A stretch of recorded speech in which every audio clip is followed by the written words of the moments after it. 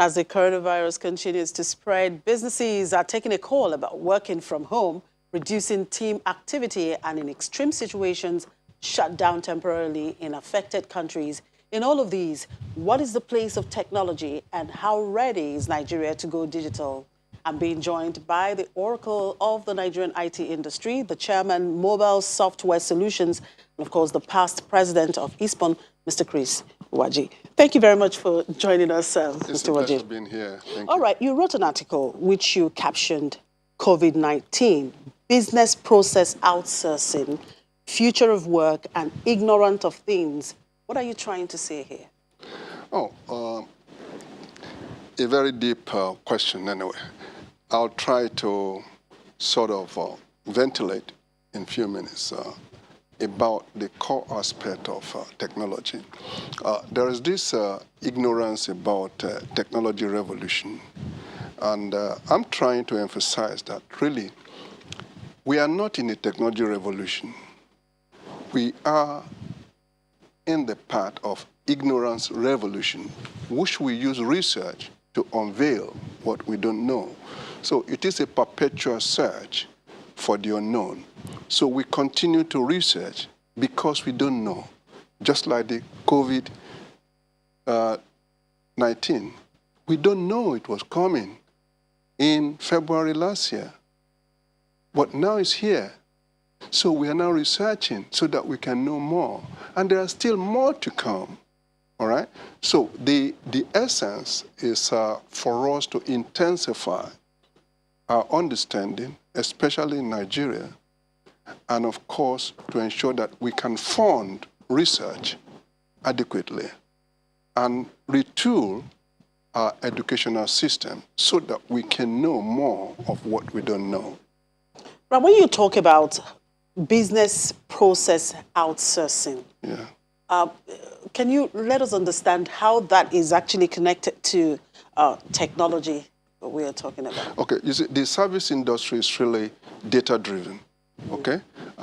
It is said that we live in a software-first world. That is what we are doing, all right? So data constitutes the services that are really done online. Even your images are data that people stream and people who are watching us, are looking at us. But really, what we are giving out is about the data and information that we have. So business process outsourcing has really emerged to be able to catapult services like e-commerce. And BPO has a lot of values so that it can keep people working at home with infrastructure. The simple analogy is that people go to work, they don't bring the building, they don't bring the desk, they don't bring the computers, they only bring their brain. So what BPO is trying to do is to wire infrastructure to their brain at home because we don't need them in the office. So there's a lot of services that can be done like that. And of course, it constitutes to incremental factor of employment and of course, investment that are going to go. And the workers earn money sitting at home. Nigerians are earning money sitting at home for those who know. Ghanaians are earning money sitting at home for medical records that they enter. There are people all over the world that are looking for who can do this for me so that I can have the ease of receiving those data and, of course, augmenting them to what I can do. So Nigeria needs a better infrastructure to make sure that we can promote the business process outsourcing that is worth billions of dollars, all over the world. All right, now we have seen the COVID-19 here, and of course, a lot of companies, a lot of offices are shutting down. Right. People are having to work from home. Now, do you think technology is able to provide a solution to these current challenges, particularly in Nigeria? Really, not only in Nigeria, but it has shown really that all over the world, the way to go is to ensure that you have sustainable infrastructure, critical national infrastructure called the technology of ICT to make sure that people can really work at home. And of course, it is very important because as the world population grows, we have about 7.8 billion people around the world. There is no amount of brick and blocks that you can build to accommodate them working in same place. So you need to disperse them. And that technology, as it were, is meant to be able to disperse out so that values can be created. Don't forget that what we are doing as a world or as a nation is a value chain, all right? And when you have your developmental plan, of course, you need to take cognizance of how this value chain can work and how it can be translated, in value substances. Okay, so how pervasive do you think broadband, how pervasive is broadband if we have to rely on it to perhaps do some of the things we have to do? Oh, that's the way to go, because data transfer and the speed of data transfer is really what is inherent in the broadband infrastructure. And Nigeria, of course, has scaled over 30% going to 40-something percent. We want to make sure, according to the Honorable Minister, Dr. Pantami, that in the next 4 years, we could probably scale broadband facility infrastructure to about 70%. So if you take that into cognizance, you're going to multiply the wealth, that is being created, even from the rural area. A lot of things are going to happen. And of course, the emergence of new technologies is going to now have a better role, in the play of things here. All right, I saw this morning in the papers that Nigeria would need about $5 billion in investment to meet broadband target. Yeah. How would you react to that? Probably as we go along, you'll probably find out that you're going to need more, because the prevalence of information, as it were, incremental boosting, have new dimensions to it. Okay, the 5G is going to tax you, in how you are going to apply the broadband to be able to transfer them. There's going to be the last mile. The last mile is going to cost a lot, because 72% of our people live in rural area. So if you do the math, automatically as you scale, then when you retool education, okay, a lot of facilities, a lot of infrastructures are going to be needed. A lot of labs are going to be developed, as it were. So e-commerce is going to come on top of it. So incrementally, you are going now to have the primary investment that's going to yield and add to your GDP. Of course, today we know that the GDP, the technology is constituting or adding about 13.2% on the GDP. But we need to scale that up. BPO and broadband intervention is part of what we can use to be able to do that. And don't forget, you are streaming now. In future, of course, yes, your streaming is going to be translated into value, all right? So you're going to earn money, and you're going to need other people, and broadband can then accelerate and boom, that everybody at the fingertips, is going to have the data or the news that you But do you think Nigeria is really ready, irrespective of the launch of the National Broadband Plan 2020 to 2025? But are we really ready for all of these? Are we ready? We can see how our internet service operate here. Right. I mean, I see the latency issue is what 5G is trying to solve. That is the transfer of data, in real time. And what we are having now is that the latency and redundancy, have some deficiency. But with 5G layer, then automatically you speed up your latency, because when you have the broadband enabled environment, then of course you are lucky. But to answer if Nigerians are ready, the people of Nigeria are ready for technology. What about the government? Then you ask me, is the government, is the leadership ready for technology? Do they really understand the implication? Do they understand the benefit that can be earned? Can they see the opportunities in real time? Of course, that's why we talk the ignorance of things. You must be able to search further to be able to understand the implication of the future, not of now, but the people are ready. If you see the statistics of Nigerians on the internet, and they use it, but the pathetic thing is that they are probably not using it to produce wealth. They are still in the consumerism stage. But that notwithstanding, the agility and that passion for them to embrace technology should be a plus for the citizens of Nigeria. So leadership need to constructively engage them and translate that potential into creation of wealth. Now, what factors would affect the use of technology for providing services to customers remotely? I think the essential aspect from the telecommunication perspective will be power. Okay, we have over 83,000 base stations in the world, and if you do the math that the service providers are saying they have to deploy 2 or 4 generators per site, that gives you a monumental figure of generators that are running. Of course, alternative power is also being done.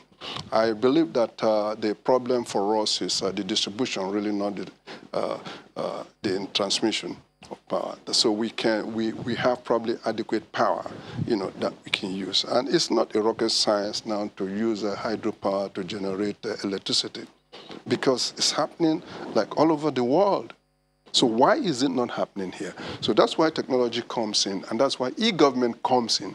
You are talking about snail speed of data moving for policy making and for translation of strategy into efficiency.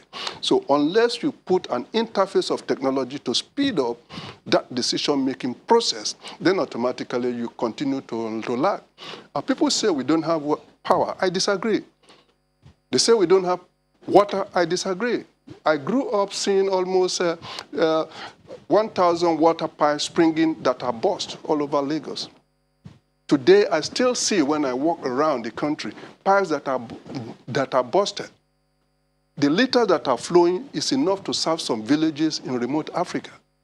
So if the pipe bursts today and we don't have data of complaint for technology to ensure that it's fixed, quantum of liters are wasted, right?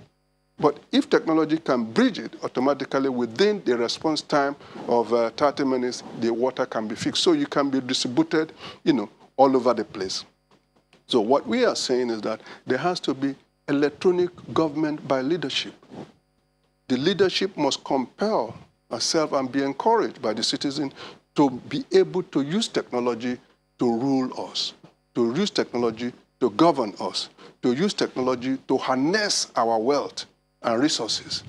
We can't be planting tomatoes and leaving them for a month and be wasting them instead of using technology to transport and harness them. We have lands, of course, that we can plant oriental flowers that we can send and export all over the world. Our banana, our home banana, the little one called Paranta, is the best that you can see in the world. If you place the other one side by side, the other one gets rotten and this one is still going.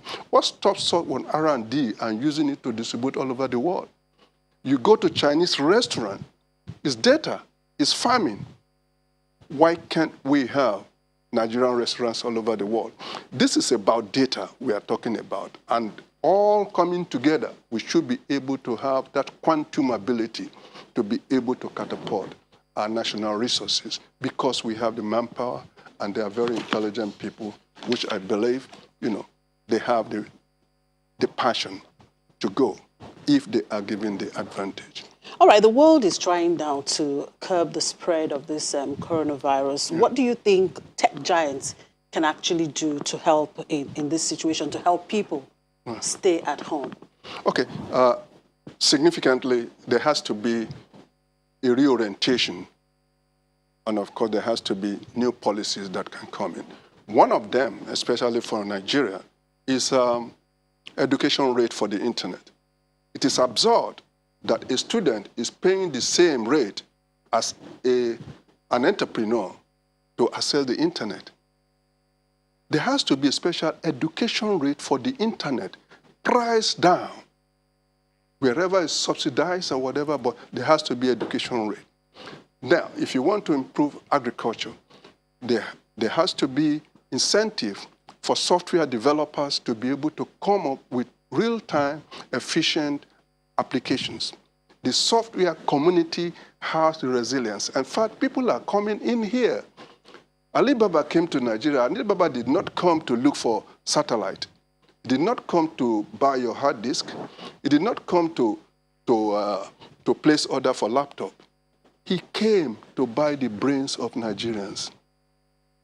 Zuckerberg came here. He did not go to the villa, first of all. He went to Yaba to see Hub. Why? He was looking for the brain of Nigerians. So, technology is really in two places: the concept, the process, and the product. Most of the time we say this camera is technology. It is not. It's a fallacy. It is the product of technology. Man is the technology. Man is the innovator. Invest on man, then you have technology. Invest on man in his laboratory to be able to do that. This is what Professor Mohamed Ajia, the president of DBI, Digital Bridge Institute, has been campaigning. Professor Ajia has said, give me laboratories and I will train Nigerians that can perform and outperform others for global competitiveness. And that is the way it should be. That is the way we should apply. And we should really be talking about technology from the kindergarten. It should be a bottom-up issue. Kids of, say, 5 to 7 year olds should really be learning Python software. That's going to be the next wave of the world. It's already there. Pius Okibo is the chairman of the Python community. And we want to make sure that we build a lot of capacities in Nigeria to be able to challenge the rest of the world. I think that is about it, about the man. Man makes the technology. It is about our people. The question is, can our people develop technology? I think the answer is yes. All right, so what kind of legislation, perhaps, would you want to see in the IT industry to really drive the kind of technology and internet survey that we are looking for?